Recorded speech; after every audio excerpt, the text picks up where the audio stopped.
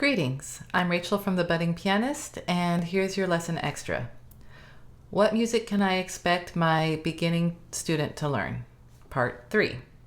So this is the third and last video of this series, and this would be the third year. So keep in mind that piano, the repertoire, the pieces you can learn, it's a vast amount. It is an incredibly large amount. And so it takes, I would say for a child starting, it is pretty reasonable to expect them to take 3 years before they get to intermediate. And the music that I'm going to point out here is there are some teachers that would call this intermediate. It's late beginner, beginning intermediate. These are transitional pieces.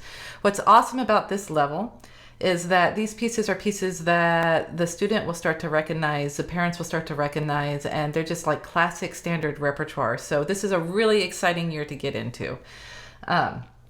If you're curious about what it's like for the first 2 years, check out the previous 2 videos in this series. And also, this is for a child. This is for a student that starts during an elementary school. The average student starts in 2nd grade. Some start a little later, some start a little earlier. So if they started in 2nd grade or even before 2nd grade, you could expect them to play these pieces by 5th grade if they've been practicing. And that is such an important thing because at this point you need coordination and finger dexterity. I have had so many students come through who were just naturally gifted and got things. Like there's just some kids that can, some people that can. They have comprehension that I never had, and I am jealous. But it doesn't matter how well you get it if you don't have the coordination and the dexterity. It really doesn't. And so a lot of students get stuck here because they just physically can't do what their brain is telling them to do. And that's where practice comes in because yes, music is a language, but it is also, it's physical, it's an exercise. And so if you don't develop those muscles, this is probably the level where it'll really show up that the student hasn't been practicing daily. Okay, let's get into the music because this is fun. We are now using the entire piano. We are using different keys. What I mean by different keys is like C major is all white, B major has 5 black keys, A major has 3 black keys, and then there's also the minor keys. A minor is all white except for G sharp if it's harmonic, things like that. So they are learning how to play in different keys. They're learning how to play with scales. They're playing music all across the piano. And so at this point, there's so much more available. I would say that we are still sticking with shorter pieces. Like at this point, they're probably learning pieces that are still under 60 measures. Whereas when you get more into intermediate advanced and you get into like the 100 measure pieces and more. And so still kind of shorter pieces, but definitely a lot more to them. So at this level, the book, Notebook for Anna Magdalena Bach opens up. That is a book of music that Johann Sebastian Bach wrote with his students and his kids. So it's like a collection of pieces that for a long time were attributed to Bach, but the reality is a lot of those pieces were written by his students. Like this one I'm going to demonstrate, Minuet in G, it's attributed to Christian Petzold, but it is in the Notebook for Anna Magdalena Bach, so this must be one of his students, I believe. Okay, so you'll probably recognize this because this is also a ringtone.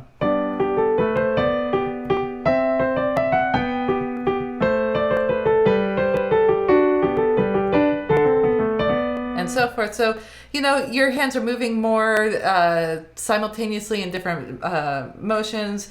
This shows like a strong sense of coordination. I have to keep going with this notebook because I really do I like all the pieces in this, and I find that most students like this. I had a student that learned this Minuet in G, and this one just says anonymous, so probably Bach, I would say, but I had a student learn this year, and she just has to play it still. Like I had a lesson with her last night and she was like, oh, is it like Minuet? And it was just an excuse for her to play it again because she loves playing it so much. And I love that moment when students just light up over a piece. Ooh,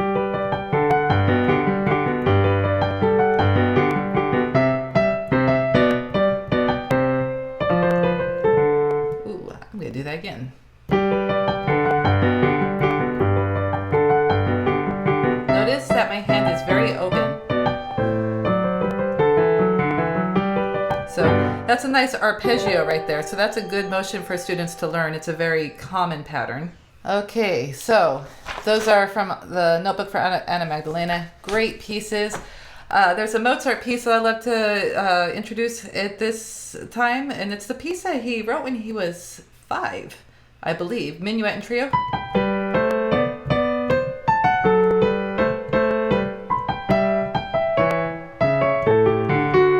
I could play that better. I'm going to do it again.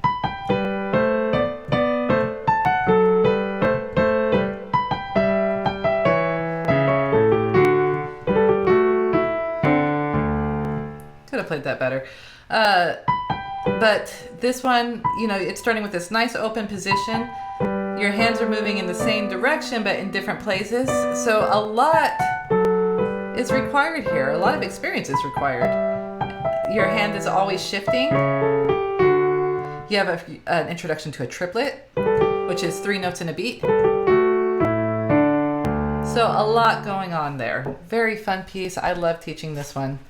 Let's see. And by the way, I'm using Essential Keyboard Repertoire Volume 1. This is by Lynn Freeman Olson.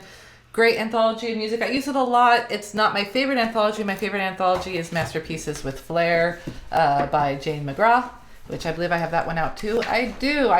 This book has a lot of pieces I use in year 2 also. So when it comes to anthologies, I cannot recommend that one enough, but I do like this one too. Year 3 is a great time to introduce sonatinas to a student. A sonatina is a small sonata. Sonata is a form of music that is very traditional, and every classical musician will learn one eventually, or more than one. So a sonatina is kind of an introduction into that world, and I love to use Clementi Sonatina Opus 36 number 1. A lot of teachers use this one. It's very popular. It's fun to play. It uses a lot of scale work. Both hands have to work simultaneously. It uses an accompaniment pattern called Alberti bass, which is very popular from the 1750 to 1825 era. So let's hear a little bit of this.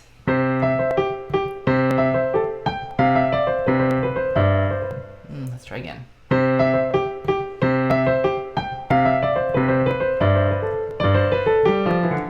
Third time will be a charm.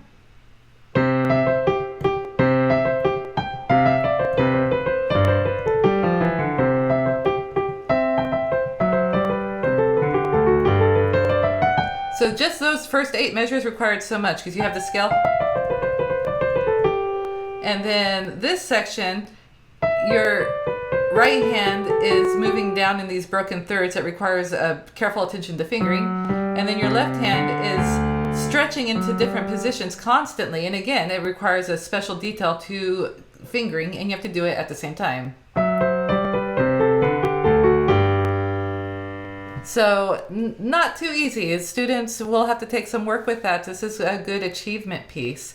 And then, like I said, this uses what's called Alberti bass.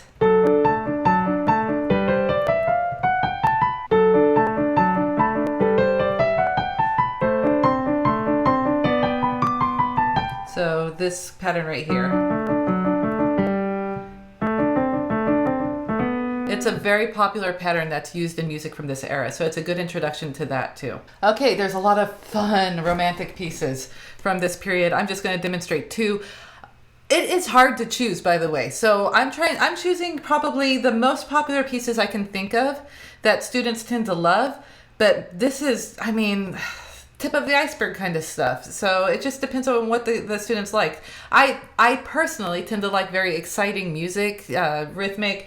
And so if you can't tell by the ones that I'm demonstrating, but I have some students that, you know, they want slower, prettier music, and there's nothing wrong with that. And I do those pieces too. I really get to know the personality of the student. So this is Arabesque by Burgmüller.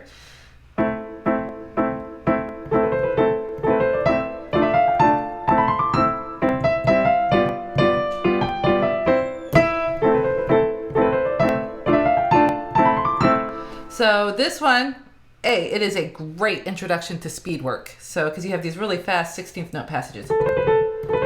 So they're learning how to lift their fingers quickly and how to use their wrist. And then you have these block chords that you have to keep even. Like students, when they first start, they tend to break those chords even when they're not supposed to. This requires a lot of strength in the fingers and the fingertips.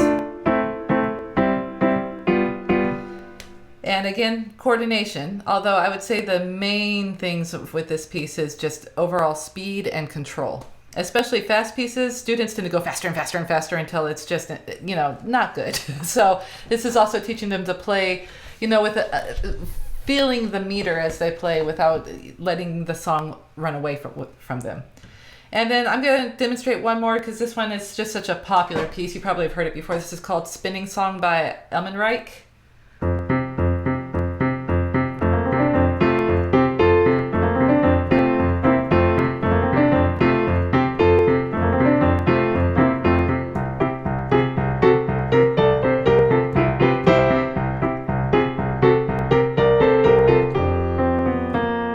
That did not end well. I'm gonna play that again.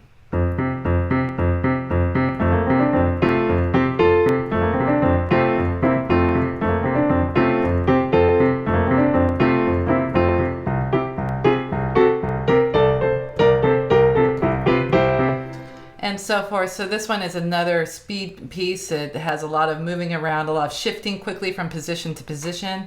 It's just a really great piece. You have these broken fifth that you have to use wrist rotation to play well. So lots of technique in this piece that has to be learned. And again, it's just really fun to play. A lot of students just love this piece. And it's a longer piece too. For level 3, this is 80 measures long. So this, I would say, is probably towards the end of their year 3 while they're learning. This video, this is the last of beginning students, but also the first of intermediate students. These pieces are very transitional, so they kind of account for both. But I really do feel like when a student gets here, music gets so much more exciting because now they're pretty much able to play. I'm not gonna say anything because there's a lot of skills that have to be developed over time. But the world is way more open to them. This is the level where if they want to start like playing pop music by ear, it becomes so much easier because the world is their oyster. They've already been learning their scales and chord progressions along with these pieces. And so music makes sense at this point. I think a good comparison would be the difference between, reading those small chapter books that elementary students read that are great. Trying to think of an example. I'll use Goosebumps. Goosebumps are great. They're very fun, but there's not much to them, and they're just a good way to get kids started reading. But then the books get harder and harder, and so now I'm going to say level 3 is the first Harry Potter book. That is where you're at when you're at level 3. So imagine that world opening up, but in music. All right, and there's your lesson extra for fun, convenient, and life-changing piano lessons in the comfort of your home. Please check out my website, thebuddingpianist.com. From there, you can sign up for a free 30-minute Piano Maestro class and learn how to play the piano with me. I will teach you how to navigate around the keys, and you will learn a song.